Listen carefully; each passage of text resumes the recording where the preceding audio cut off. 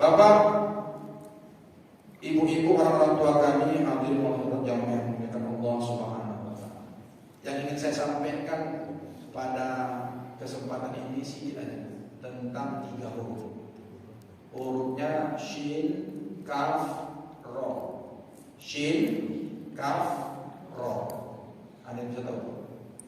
Shin date sha, kaf date ka, ro date ro.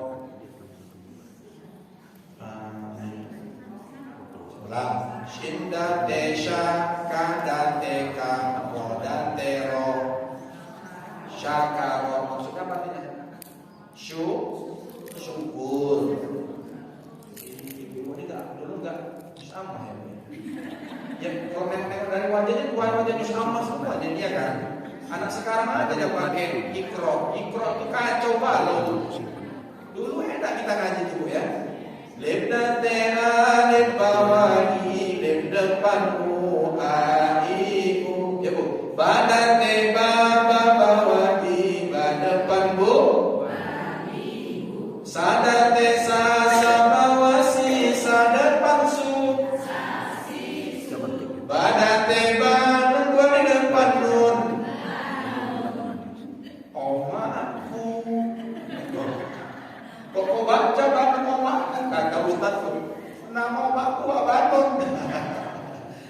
Enak tuh bukan zaman dulu. Anak sekarang mana pandai langsung aja. Gak tahu dia tuh mana huruf sin, mana huruf fa, mana huruf sin, mana huruf sya, mana huruf sod. Gak tahu dia. So, si, su. Gak tahu dia. Maka beda kualitas orang-orang dulu ngajinya dengan kualitas anak-anak zaman now. Tapi jadilah yang penting ngaji. Dan tentang syukur karena memang ibu tuan rumah tadi mengesahkan kepada saya acara apa yang ibu saya bilang, Ustaz anak saya baru wisuda. Mana anak kita dulu? Oh Bu, mana anak kita dulu? Masih di Jawa Pak. Oh di Jawa. Tahfiz Quran berarti? Enggak. Apa dia sekolah penerbangan memang. Oh, laki-laki perempuan? Oh perempuan. Dan gak apa-apa ini acara syukurannya. Jadi kenapa Ustaz sikit-sikit buat acara syukuran, sikit-sikit buat acara syukuran? Itulah Bu keistimewaan orang Indonesia. Di Arab itu tak ada acara syukuran. Kita apa aja mendapat nikmat kita buat acara syukuran. Memang itu ada menurut pendapat ulama. Syukuran itu kalau kita dapat nikmat kita bersyukur, itu namanya walimah. Bukan walimah. Walimah itu artinya undangan makan-makan. Ini pasti ada makan-makan nanti. Pasti ada makan-makan. Karena ini syukuran. Aku udah tebak-tebak aja tadi, pasti ada makanan. Kenapa? Setel gak makan kan? Gak makan. Nah, bilang, Bang, jangan makan Bang. Ini acara ceramah Ustaz. Walimah syukuran wisuda. Banyak nih Ustaz makanannya. Banyak, tenang deh. Kalau gak ada, jong lagi kan nih. Sudah. Tapi dari yang muka-muka jamaah yakin saya tukang makan semua. Duduk dia kan. Dah. Saya gini lah ceramah. Kalau ibu saya tanpa lakukan keluar. Tapi kalau khutbah Jumat, saya keras. Bahkan ada yang bilang saya ini Ustaz radikal. Mahmud Ajis ini Ustaz radikal. Saya bilang kalau Ustaz radikal mau buka YouTube saya. Saya radikal dibilang kenapa? Karena saya paling keras bersuara melawan orang-orang Wahabi dan Salafi yang melarang maulid, wirid yasin, malam 1, 2, 3 orang meninggal gak boleh acara buat makan-makan. Itu saya paling kuat. Maka dibilang mereka saya Ustaz radikal. Terserahmu. Masa wirid yasin ini Bu dilarang? Udah zaman kakek-kakek kita dulu. Orang itu baru lahir lagi, buka laptop, Ustaz dapat jenggot panjang. Tak dari mana? Tidak dari hitam-hitam. Langsung dibilang nyawa bid'ah. Oh, marahlah saya, kan Ustaz ini paling marah kamu. Kenapa? Sempatlah tak ada lagi wirid yasin, maulid, Isra Mi'raj, Muharram, tahun baru, apakah hajat kamu Ustaz? Ya kan Bu? Hajatlah kami kan? Iya. Berhentilah hidup kami. Makanya saya paling bersuara. sembako ini mesti dilestarikan. Makanya dulu saya kalau almarhum Buya saya ceramah, saya selalu dibawanya. Rupanya apalah pesan dari almarhum Buya saya? Mohon kau nanti kalau gantikan aku, ini wirid-wirid ini masih tetap ada. Karena suatu zaman nanti akan ada sekelompok orang yang mengatakan gini-gini ini nggak boleh lagi. Orang yang buat acara gini-gini itu bid'ah, nggak pernah dibuat zaman Nabi. Bid'ah itu dolala, sesat itu tempat adalah neraka. Masuk neraka lagi ibu semua ini. Siapa yang paling cepat masuk nerakanya? Saya, karena saya paling banyak ngomong. Yang kedua yang mengundang saya. Yang ketiga yang rekam. Nah, jadi itu maksudnya ditanamkan Bu ya. Saya selalu pesan kepada ibu-ibu, karena ibu-ibu ini kan punya anak perempuan, kuliah. Tolong Bu, ini saya pesan. Kalau ada perubahan di antara anak ibu, yang laki-laki misalnya, dulu sebelum dia kuliah di USU di mananya? Di Unimed apalagi, karena markas mereka itu di USU, di Unimed. Dulu anak kita itu perhatikan, sebelum dia kuliah, waktu dia masih aliyah, imam, masih lagi dia di pesantren, kita dengar malam Jumat dia baca Yasin. Tapi begitu dia kuliah, Bu, dia tak baca Yasin lagi. Ada saudara kita, uangnya meninggal, uncunya meninggal, kakeknya meninggal. Dia datang, tapi dia diam. Dan suatu ketika nanti dia akan bilang sama kita, Ma, Nek, Wa, Ya, Bang, Kak, ngapainlah kita buat acara? Gak ada itu malam 1, 2, 3, apalagi pakai sedekah-sedekah makan. Hati-hati Bu, perhatikan, saya bukan belajar, ini ciri-ciri. Yang kedua, perhatikan ciri-cirinya. Perempuan yang tadinya jilbabnya biasa jilbab, tiba-tiba syar'i, mendadak syar'i. Setelah dia mendadak syar'i, mohon maaf, saya bukan mengejek atau tidak suka sama orang bercadar. Bagus orang bercadar, cuma di pemikiran itu harus tetap seperti pemikiran orang dulu. Pakai cadar cuma pakai sapi wajib Bu. Cuma kita di Medan orang wasjad. Ulama-ulama wasjad istri-istrinya nggak ada yang bercadar. Seperti ibu ya. Jadi kalau bercadar bagus, pakai sapi wajib. Apalagi zaman edan zaman sekarang. Cuma tolong diperhatikan buat perempuan kita. Terdengar nggak lagi malam Jumat dia baca Yasin? Terdengar nggak lagi? Coba perhatikan. Periksa tasnya, buku-bukunya periksa. Apa isi buku mereka? Nah, itu tolong supaya nanti ketika ibu hendak menikah dia enggak stop jantung ibu. Ibu hendak memanggil acara adat orang mendidik. Apa namanya? Mengkobar-kobar tuh mendidik kan hebat tuh acara pernikahan. Kadang-kadang dia pakai marhaban. Kemudian dia lagi diubah-ubah pakai ayam, pakai apa. Begitu nanti dia mau nikah, ibu enggak periksa-periksa ternyata dia sudah beda dengan kita. Lari dia ngajak nikah. Kenapa? Enggak boleh itu acara tawar ya. Ada itu marhaban Umar. Tak pernah dibuat zaman Rasul. Sampai pula lah beras-beras itu ditebar-tebar. Itu mubazir. Orang Jawa pecah telur, mubazir katanya. Apa itu tak jantungan? Jantungan nggak itu? Jantung. Nah, tolong diperhatikan. Dan saya selalu itu mengasih tahu supaya kita diwaspada. Seperti kata Bang Nabi, waspada. Kejahatan itu terjadi bukan karena ada kesempatan. Waspada. Pesan dari Bang Nabi sudah mati. Dan tentang syukur, setiap kali kita mendapatkan nikmat, Allah menyebutkan bersyukurlah atas nikmat. Sebaliknya, kalau kita ditimpa musibah, bersabar. Syukur dan sabar ini seiring berjalan. Cuma lebih banyak kita ini mendapat nikmat dari musibah. Nikmat-nikmat itu setiap hari tanpa kita sadari maupun kita sadari selalu ada. Ada nikmat yang biasa, ada nikmat yang sedang, ada nikmat yang besar. Terus Allah berikan kepada kita. Supaya apa? Allah ingin kita menjadi hamba-Nya yang bersyukur. Tapi diklaim Allah dalam Al-Quran, ternyata hamba-hambaku ini sedikit yang pandai bersyukur kepada Allah. Wa qalilun min ibadiyash syakur, kata Allah dalam Al-Quran. Ternyata sedikit sekali dari hamba-hambaku yang pandai bersyukur. Padahal nikmat sudah aku berikan banyak kepada mereka, tapi mereka bukannya bersyukur malah kufur. Kadang-kadang yang terjadi di masyarakat gini loh. Niat kita mau buat acara syukuran. Niat kita mau buat acara syukuran. Tapi di dalam syukuran itu banyak kali kekufuran-kekufuran. Buat acara syukuran isinya melanggar syariat. Ini sering saya bilang, ibu tersinggung, mau nggak undang saya nggak usah undang lagi, tak apa.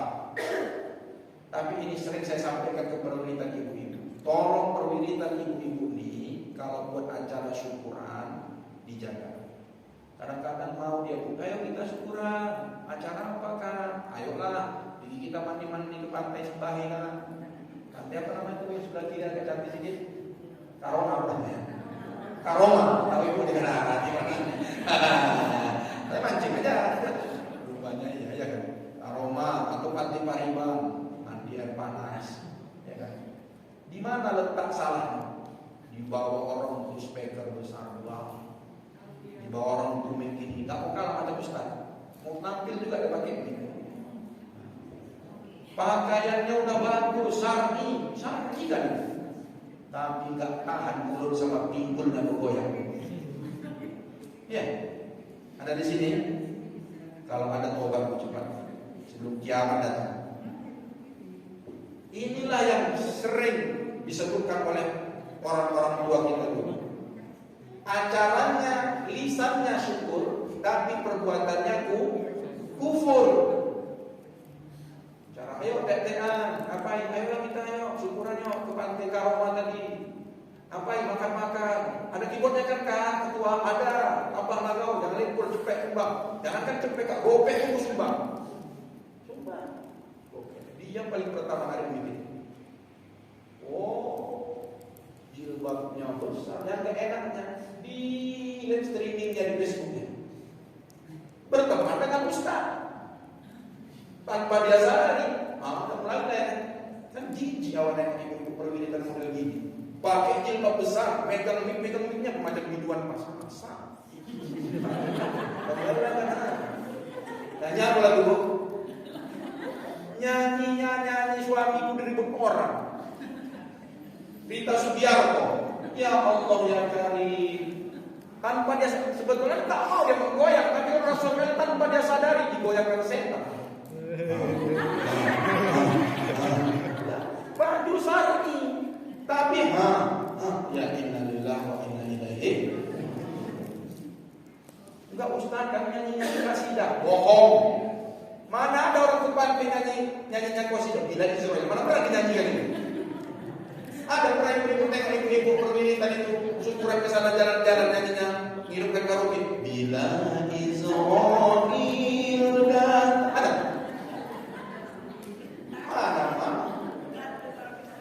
Cinta satu malam. Itu kan. Jadi dijaga bu ya. Apalagi syukuran memperingati HUT kemerdekaan Republik Indonesia. Aneh-aneh itu. Perlombaan panjat pucang.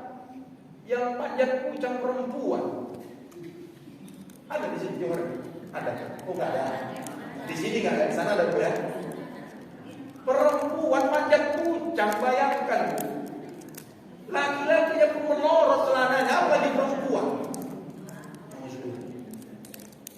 Yang paling hebatnya bu, nanti acara ulang tahun Republik Indonesia itu nanti 17 Agustus, tengok. Bapak-bapak main bola. Pakai apa? Pakai daster istrinya. Goreng. Gol. Acaranya maunya acara syukuran. Nanti habis acara siang dari pagi sampai sore panjat pinang perlombaan yang pakai mana-mana. Malam dibantai lagi. Apa dibantai? Keyboard tunggal, mak lampir. Oh, namanya keyboard mak lampir ya. Sedangkan yang biduannya dari cacatnya dah khawatir. Enggak. Perempuan nyanyi biduan kok mana ada yang pakai sakit gini ada?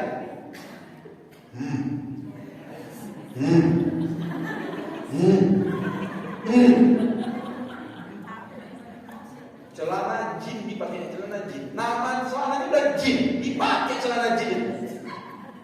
Celana jin. Kalau jins berarti banyak jinnya. Jin satu, jins bahasa Inggris tambah S itu bentuknya jamak.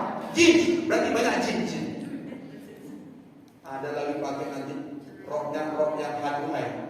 Roh aduhai itu masih mendingan di bawah dulu. Itu namanya roh aduhai. Naik sikit, hai. Naik sikit, bohai. Naik kemari, ajablay. Jadi Bu, kalau ibu tidak, anak-anak kita boleh kontrol. Itu yang perlu kita jaga. Sudah kita ibu ini dari sudah. Dan kemudian Ustaz, selain dibuat acara walimah itu membuktikan rasa syukur kita. Nah, bagaimana kita ini bersyukur? Syukur itu apa kan gitu ya? Setelah kita dapat nikmat, katanya kita mesti disuruh bersyukur.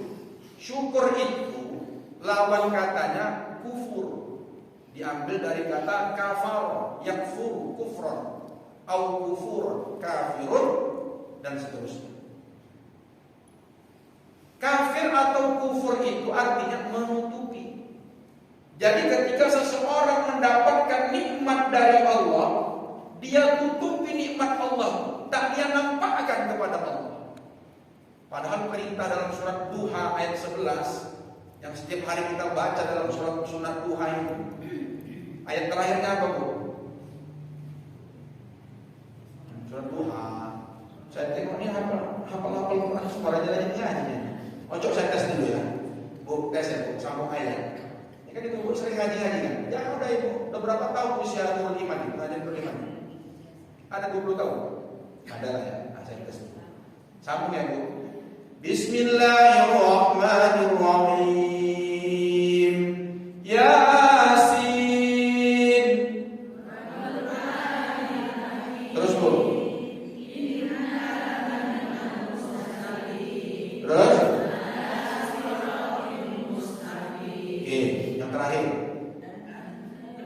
Ayat terakhir. Subhanalladzi biyadihi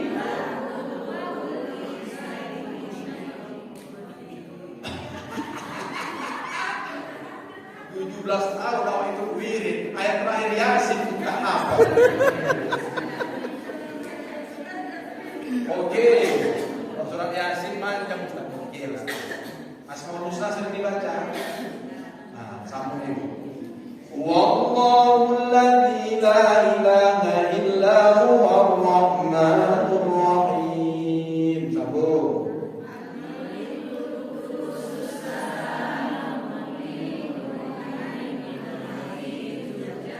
Oke, yang terakhir. Al-Muhyil Mumitul.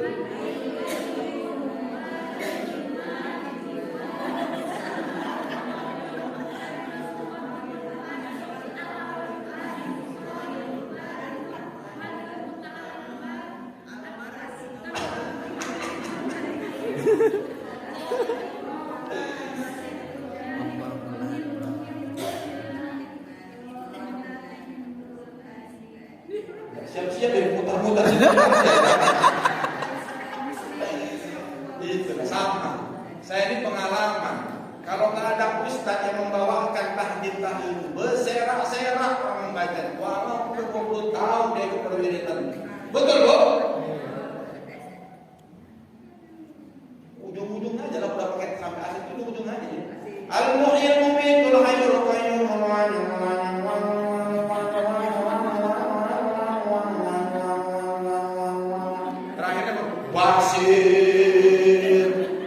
Wasir kan? Apa nama malaikat ngamuk dah? Kau dah 20 tahun ikut pilih kau buat tak seharusnya nggak apa-apa.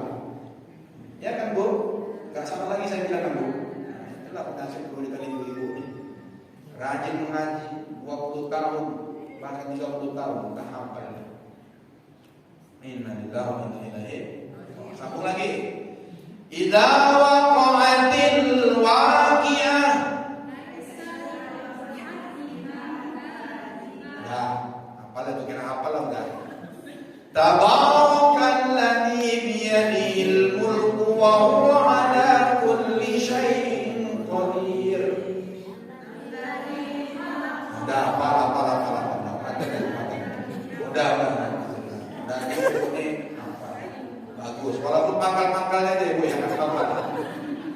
Tapi hebat tuh 5 menit 4 surah hafal lagi. Yasin, Waqiah. Terakhir yang tadi kita ceritakan, Wadduha. Wadduha wal laili idza saja. Ma wadda'aka rabbuka wa ma qala. Walal akhiratu khairul laka minal ula. Terus Bu.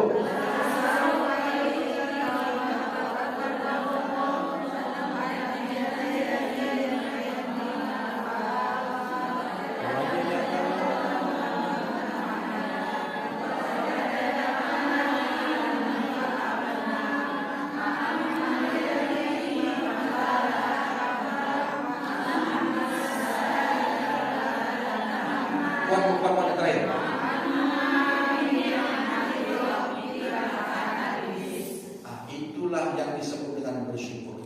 Wa amma bi ni'mati rabbika fahaddits. Dan terhadap nikmat-nikmat Allah, nikmat-nikmat Tuhanmu, fahaddits, maka tampakkanlah, ceritakanlah, tunjukkanlah nikmat Allah itu. Artinya syukurilah nikmat Allah itu. Jadi nikmat itu mesti kita nampakkan. Artinya bukan pamer. Bersyukur ini maksudnya ada 3. Supaya manusia ini bisa bersyukur atas nikmat-nikmat Allah 3. Catat. Ini saya kutip dalam kitab Mizratul Mukminin yang ditulis oleh Syekh Muhammad Jamaluddin Al-Qasim Ad-Dimashqi. Saya gini Bu, saya ustaz kampung. Pakai sarung, pakai baju koko, pakai ini, pakai peci. Selalu kemana-mana ceramah saya bawa kitab.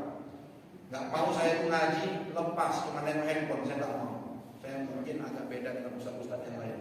Kalau sekarang pengajian ibu-ibu, pengajian ibu-ibu pun. Kenapa? Karena saya tak punya ilmu. Saya hanya menyampaikan kalam ulama. Kalau ulama yang bilang pasti sudah jadi betul. Kalau Ustaz Mahmud yang bilang tak ada ilmunya. Jadi saya ambil aja dari kitab. Jadi hakikat syukur itu supaya timbul rasa syukur kepada kita. Itu 3 kata beliau dalam kitab ini. Yang pertama, hakikat syukur itu adalah bil ilmi, dengan ilmu. Apa maksudnya dengan ilmu? Ma'rifatun ni'mati minal mun'im. Artinya mengetahui kenikmatan itu, nikmat itu datangnya, pemberiannya itu adalah yang memberikan adalah Allah Subhanahu wa taala. Jadi kalau orang mau bersyukur itu pertama, dia mesti makrifat, dia mesti tahu dulu bahwa nikmat-nikmat yang dia peroleh dan dia dapatkan itu bukan dari dia, bukan hasil kerja keras dia, tapi itu adalah datangnya dari Allah Subhanahu wa taala. Mana Ustaz? Aku kerja, jualan, dapat untung ratusan juta rupiah untungku setiap bulan Ustaz. Itu kan hasil usahaku. Terus bagaimana? Gimana jawabnya? Berarti betul hasil usaha dia? Tidak. Karena tidak jarang juga orang dagang, usaha, tapi tak untung. Itu tandanya apa? Yang ngasih rezeki untung itu siapa? Allah, bukan kita. Kita disembah aja dulu. Allah kasih nikmat usaha, ikhtiar kepada diri kita sehingga kita berusaha. Masalah untung dan rezeki itu Allah yang memberikan. Tergantunglah kalau ibu jadi pedagang, disuruh Allah kita nambahin ikhtiar. Ikhtiarnya apa? Buka toko cepat, jangan tinggalkan sholat sunat, duha. Kalau nggak ada pelanggan, hidupkan nanti MP3 musik di dalam toko tuh. Jangan lupa nanti zuhurnya tepat waktu. Itu cara rajin bersedekah supaya rezeki lancar. Jangan kalau rezeki nggak lancar dituntut Allah, marah sama Allah. Ya Allah, kau tak adil. Aku dengan Wahijah sebelah sama-sama yang jual lontong, ya Allah. Tapi kenapa jual Wahijah kau buat laris, aku tidak buat laris, ya Allah? Protes sama Allah. Jangan. Tapi bagaimana ikhtiar kita? Itu yang Allah ikhtiar kita. Jadi sadari Bu, apa yang kita dapat hari ini, nikmat itu yakinkan di dalam hati bahwa itu semuanya pemberian Allah. Kalau udah kita yakini Bu, semua yang kita dapatkan dipunya Allah dari Allah, akan kembali kepada Allah. Kira-kira timbul nggak sifat rasa syukur, terima kasih kepada Allah? Ibu punya uang berlebih, yakin ibu, uang ini datang dari Allah, sehingga nggak pernah aku menguasai uang ini. Sehingga apa kita yang timbul? Yang kedua itu supaya kita bersyukur ada namanya bilhal, dengan keadaan. Artinya apapun yang kita dapat hari ini, kita mesti senang kepada yang memberikan nikmat itu. Senang, sedikit, banyak, mesti senang. Itu namanya orang bersyukur.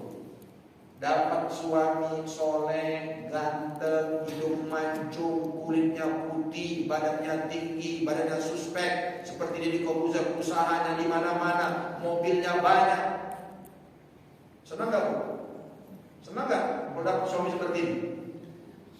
Soleh, ganteng, hartanya banyak, sopan, sayang sama keluarga. Ini pria idaman lagi nih. Kalau ada macam model hidup, aku mau lagi Ustaz gitu.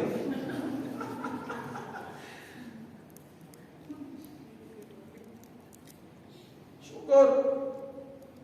Kalau ada kita dapat suami kita tak seperti yang tipe pertama tadi, udah hitam, pesek, bongeng, hitam, jelek, malas ke masjid, sabar. Ya nanti kita kaji dulu di mana letak syukur masalah. Kalau ibu anggaplah suami ibu itu tidak musibah, kata orang, oh kakak itu mendapatkan suami seperti itu, kurasa kakak musibah. Sementara abang itu dapat kakak, kurasa dapatnya lah itu nikmat. Kenapa? Kakak cantik, baik oleh kakak itu tengok. Masjid gak pernah tinggal, perwiritan kalau ada 10 kali dalam seminggu itu 10 kali kakak wirid. Kenapa kakak rajin kali wirid? Rupanya Columbus. Apa itu Columbus? Kelompok ibu-ibu pembungkus. Setiap ngaji bawa tas, periksa pulang lagi tasnya, habis itu semua kue-kue masuk dalam tas. Di sini enggak, sama teman-teman bilang. Maka saya bilang di sini enggak. Saya tengok kecil-kecil, belum bawa acara di kecil. Tasnya yang besar-besar, orang curiga. Kenapa kakak bawa banyak sampai 3 bungkus? Cucuku datang di rumah. Gak apa-apa Bu, kalau izin yang punya rumah berkah dulu ya. Jadi bagaimana supaya kita mengerti tentang syukur itu? Pertama, bahwa kita mesti tahu yang memberikan nikmat itu siapa? Allah. Yang kedua, apapun yang kita dapat senang. Senang. Sikit kita senang, banyak apalagi. Kemudian yang ketiga, supaya kita itu bersyukur dibarengi dengan wal amal. Artinya kita gunakan nikmat-nikmat yang telah Allah berikan itu kepada kita sesuai dengan kehendak dan kemauan serta senangnya yang memberi nikmat itu. Kalau saya dibilang Ustaz, macam mana cara bersyukur Ustaz beramal? Rajin ibadah itu bukti kita syukur kepada nikmat-nikmat yang Allah berikan kepada kita. Bu, nikmat Allah ini tak terhitung Bu. Makanya itu diklaim Allah dalam Al-Quran surat An-Naml ayat 18. Wa in ta'uddu nikmatallahi la tuhsuha. Manusia, jika kalian mencoba-coba menghitung nikmat-nikmat yang telah berikan kepada kalian, la tuhsuha, niscaya kalian tidak akan sanggup menghidup nikmat itu. Ustaz, mana Allah kasih nikmat sama aku? Susahnya hidup. Suamiku kerja pas-pasan, gajinya pun di bawah UMR. Hati-hati dalam berucap. Nikmat itu bukan sesuatu yang mendatangkan harta saja. Kita bisa bernapas hari ini, nikmat yang luar biasa. Apalagi musim COVID itu. Mahal kali harga napas dulu.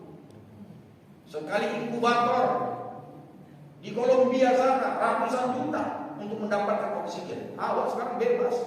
Hari lalu, bebas gratis. Tapi begitu nanti datang masanya dicabut Allah nikmat bernapas tuh, menggap awak keluar banyak pengaruh. Ibu tengok, bapak penghasilan pas-pasan, tapi ibu sehat kan? Tapi tengok orang kaya yang mobilnya 3, 4, 5, jantungnya sudah kena cangkok anaknya. Kenapa? Karena banyak tekanan di kantor. Nampaknya aja mereka senang dulu, lebih elok awal lagi. Maka orang-orang tasawuf, nah kita ngaji ke Basilang, itu kan ngaji tasawuf. Jadi Tuan Guru bilang gini, penutup tadi Bu ya. Penutup ini.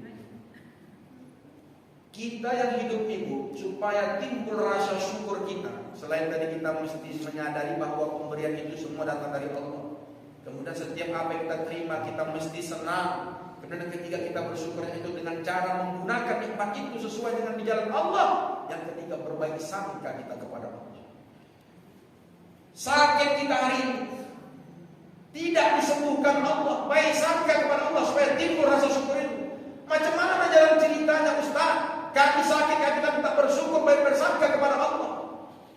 Karena Allah itu tidak menginginkan kepada kita semua hanya kecuali kebaikan. Allah itu menginginkan kepada kita apapun yang diberikan kepada kita, baik itu nikmat maupun musibah, semuanya itu mendatangkan kebaikan untuk kita. Macam mana ceritanya Ustaz? Suami udah lama sakit Ustaz. Kata Ustaz itu merupakan baik sangka kita kepada Allah. Ada kebaikan di dalamnya. Dulu suami kita waktu dia sehat malas ke masjid, tak pernah tasbih itu dipegangnya. Tapi begitu dia sakit masuk rumah sakit, tengok ucapan orang yang sakit. Apa yang sering diucapkan? Allah, Allah, Allah, Allah, Allah. Kalau orang sakit, tengok orang sakit, Allah, sikit-sikit, Allah, sikit-sikit, Allah. Betul kan? Keluar ucapan Allah itu ketika dia sakit. Tapi waktu dia sehat, jangankan mengucapkan Allah, terbesit pun dalam hatinya tak pernah itu kalimat Allah. Bahkan waktu sakit, zikir itu dua tangan, kanan kiri berzikir. Lagi sakit, Allah, Allah, Allah, Allah, nangis, malam tahajud, minta kesembuhan. Tapi dulu waktu kita sehat, jangankan dua zikir, satu zikir pun tak elok tangan kita yang mengerti zikir. Betul. Jadi walaupun nikmat itu tidak diberikan Allah secara nyata, diberikan Allah berupa sakit kepada kita, disitulah letak sayangnya Allah kepada kita. Kenapa? Orang yang sakit rata-rata dia dekat kepada Allah.